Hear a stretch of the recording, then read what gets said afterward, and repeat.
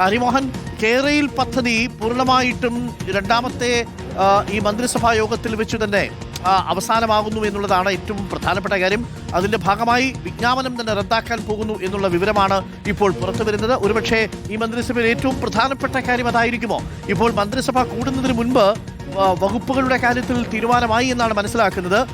അതിൽ ഫിഷറീസ് ലീഗിന് വിട്ടുകൊടുത്തു, ഉന്നത വിദ്യാഭ്യാസം തിരിച്ച് കോൺഗ്രസ് ഏറ്റെടുക്കുകയാണ്. അപ്പോൾ മന്ത്രിമാരുടെ വകുപ്പിനെ കുറിച്ചുള്ള ധാരണയായി. ഇന്നിപ്പോ മന്ത്രിസഭയിൽ അവരുടെ വകുപ്പുകളെ കുറിച്ച് മന്ത്രിമാർക്ക് സംസാരിക്കാൻ കഴിയും. അല്പസമയത്തുള്ളിൽ ലോക് ഭവനിൽ നിന്ന് ഗസറ്റ് വിജ്ഞാപനം പുറത്തിറങ്ങുകയും ചെയ്യും, അല്ലേ ഹരി? അരുൺ, തീർച്ചയായിട്ടും വകുപ്പ് വിഭജനം പൂർത്തിയായി. ഒപ്പം തന്നെ രണ്ടാമത്തെ മന്ത്രിസഭാ യോഗം, അതായത് ഈ UDF സർക്കാർ അധികാരത്തിലേറെ ദിവസങ്ങൾക്കുള്ളിൽ തന്നെ, ഒരാഴ്ചക്കുള്ളിൽ തന്നെ രണ്ടാമത്തെ മന്ത്രിസഭാ യോഗം നടക്കുന്നു എന്നുള്ളതാണ്. അതിനകത്ത് ഏറ്റവും പ്രധാനപ്പെട്ട തീരുമാനമായി ഒരുപക്ഷെ വരാൻ സാധ്യതയുള്ളത് കേരളയിലുമായി ബന്ധപ്പെട്ട്, സിൽവർ ലൈനുമായി ബന്ധപ്പെട്ടുകൊണ്ടായിരിക്കും. അതിന്റെ വിജ്ഞാപനം റദ്ദാക്കുന്നതിന് വേണ്ടിയുള്ള നടപടികളിലേക്ക് സർക്കാർ കടക്കാനുള്ള എല്ലാ സാധ്യതകളുമുണ്ട്. കാരണം ആദ്യ ദിവസം തന്നെ ആശമാരുടേതടക്കമുള്ള കാര്യങ്ങൾ ആദ്യ മന്ത്രിസഭാ യോഗത്തിൽ പരിഗണിച്ചിരുന്നു. അതുകൊണ്ട് തന്നെ രണ്ടാമത്തെ മന്ത്രിസഭാ യോഗത്തിലും ജനകീയ തീരുമാനങ്ങൾ എന്നുള്ള നിലയ്ക്ക് തന്നെ സിൽവർ ലൈൻ റദ്ദാക്കുന്നതിന് വേണ്ടിയുള്ള നടപടികൾ തുടങ്ങാനോ അല്ലെങ്കിൽ അത് റദ്ദാക്കുന്നതിന് വേണ്ടിയുള്ള തീരുമാനമെടുക്കാനുള്ള എല്ലാ സാധ്യതയുമുണ്ട്. 2020 വിജ്ഞാപനം റദ്ദാക്കുന്നതിന് വേണ്ടിയുള്ള തീരുമാനമായിരിക്കും അങ്ങനെയാണെങ്കിൽ എടുക്കുക. ഇതിനോടകം തന്നെ കേരയിൽ വിരുദ്ധ സമിതി, അതായത് ഇന്നലെ തന്നെ കേരയിൽ വിരുദ്ധ സമിതിയുടെ നേതാക്കൾ എത്തിക്കൊണ്ട് മുഖ്യമന്ത്രിയെ നോർത്ത് ബ്ലോക്കിൽ കണ്ടിരുന്നു. അദ്ദേഹത്തോട് ആവശ്യപ്പെട്ടത് 4 കാര്യങ്ങളാണ്. അതായത് 1, ഈ വിജ്ഞാപനം റദ്ദാക്കണം.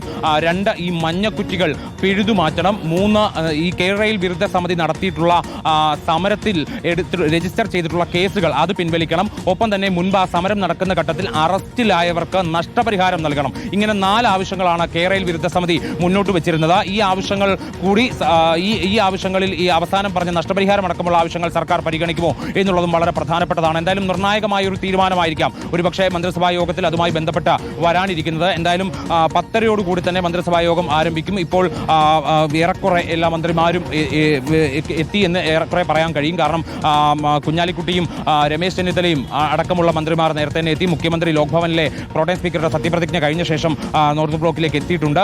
അതിനുശേഷം ഈ മന്ത്രിസഭാ യോഗത്തിന് ശേഷം മുഖ്യമന്ത്രി ഒരു വാർത്താ സമ്മേളനവും വിളിക്കുന്നുണ്ട്. ആ വാർത്താ സമ്മേളനത്തിലായിരിക്കും കൂടുതൽ വിശദമായി എടുത്ത തീരുമാനങ്ങളെക്കുറിച്ചൊക്കെ തന്നെ അദ്ദേഹം വിശദീകരിക്കുക. ആദ്യ മന്ത്രിസഭാ യോഗത്തിന് ശേഷം അദ്ദേഹം വാർത്താ സമ്മേളനം നടത്തിയിരുന്നു. ആ വാർത്താ സമ്മേളനത്തിൽ വെച്ചാണ് ആശമാർക്ക് 3000 രൂപ ഓണറേറിയം വർദ്ധിപ്പിച്ച കാര്യം, ഒപ്പം തന്നെ ഈ ഇന്ദിരാ ഗ്യാരണ്ടിയിൽപ്പെട്ട KSRTCയിലെ സ്ത്രീകളുടെ സൗജന്യ യാത്ര, അതുകൂടാതെ SIT രൂപീകരിക്കുന്നത്, ആലപ്പുഴയിലെ ഗവൺമെന്റുമാരുടെ മർദ്ദനത്തിൽ SIT രൂപീകരിക്കുന്നതുമായി ബന്ധപ്പെട്ട പ്രധാനപ്പെട്ട രാഷ്ട്രീയ തീരുമാനം അതും കൂടി എടുത്തതായി മുഖ്യമന്ത്രി പ്രഖ്യാപിച്ചത്.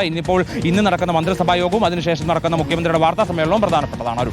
TV പ്രസാദിലേക്ക് കൂടി ഒന്ന് പോകുന്നു. TV പ്രസാദ്, ഇന്നിപ്പോൾ രണ്ടാമത്തെ മന്ത്രിസഭാ യോഗമാണ്. ആദ്യ മന്ത്രിസഭാ യോഗത്തിൽ 5-ൽ 2 ഇന്ദിരാ ഗ്യാരണ്ടീസ് സ്കീമുകളുടെ കുറിച്ചുള്ള പ്രഖ്യാപനമുണ്ടായി.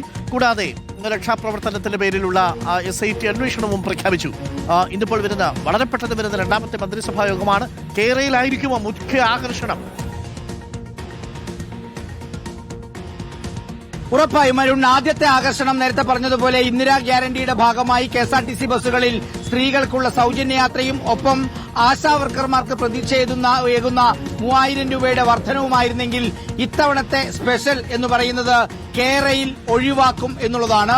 കേരയിൽ പദ്ധതി ഒഴിവാക്കും എന്നുള്ളത് അത് ഇടതു സർക്കാരിന്റെ അഭിമാന പദ്ധതിയാണ് എന്നുകൂടി ഓർക്കണം. പക്ഷേ കേരയിൽ പദ്ധതി പ്രഖ്യാപിച്ച സമയത്ത് തന്നെ അന്നത്തെ UDF നേതൃത്വം, പ്രത്യേകിച്ച് പ്രതിപക്ഷ നേതാവ് VD സതീശൻ അന്ന് പറഞ്ഞതാണ്, കേരയിൽ പദ്ധതിയുമായി മുന്നോട്ട് പോകാൻ പാടില്ല, അത് കേരളത്തിന്റെ വികസനത്തിന് പറ്റുന്നതല്ല, അത് ചെയ്യാൻ പാടില്ല, ഇത്രയും ആളുകളുടെ ജീവനും ഈ പറയുന്ന സ്വത്തുമെല്ലാം തിരിച്ചെടുത്തുകൊണ്ട് ഒരു പദ്ധതിയിലേക്ക് പോകാൻ കഴിയില്ല, അതിന് പരിമിതിയുണ്ട്, അത് റദ്ദാക്കണമെന്ന് VD സതീശനടക്കം കോൺഗ്രസിന്റെയും UDFന്റെയും നേതാക്കളെല്ലാം പറഞ്ഞിട്ടുള്ളതാണ്. അതായത് ആ പദ്ധതിക്കന്ന് പൂർണ്ണമായി എതിരാവുന്നു.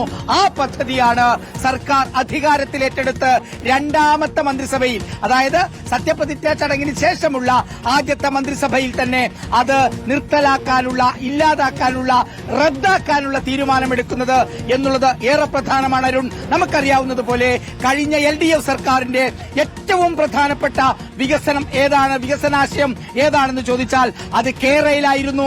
മുഖ്യമന്ത്രി അടക്കം, പാർട്ടി സംസ്ഥാന സെക്രട്ടറി അടക്കം, മന്ത്രിമാരടക്കം എല്ലാവരും വാതോരാതെ പ്രസംഗിച്ചിരുന്നത് ഈ കേരളിനെ കുറിച്ചായിരുന്നു.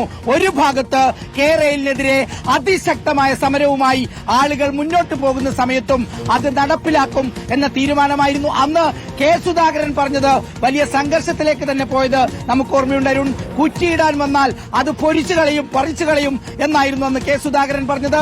കഴിഞ്ഞ സർക്കാരിന്റെ കാലത്ത് ഒരുപാട് കാലം കേരളം ചർച്ച ചെയ്ത ഒരു പദ്ധതി, ആ പദ്ധതിയാണ് ഇന്നത്തെ മന്ത്രിസഭാ യോഗത്തോടുകൂടി റദ്ദാകുന്നത്. അരുൺ, വളരെ പ്രധാനപ്പെട്ട വിവരമാണ്. കെ റെയിൽ പദ്ധതി ഉപേക്ഷിക്കാൻ സംസ്ഥാന സർക്കാർ.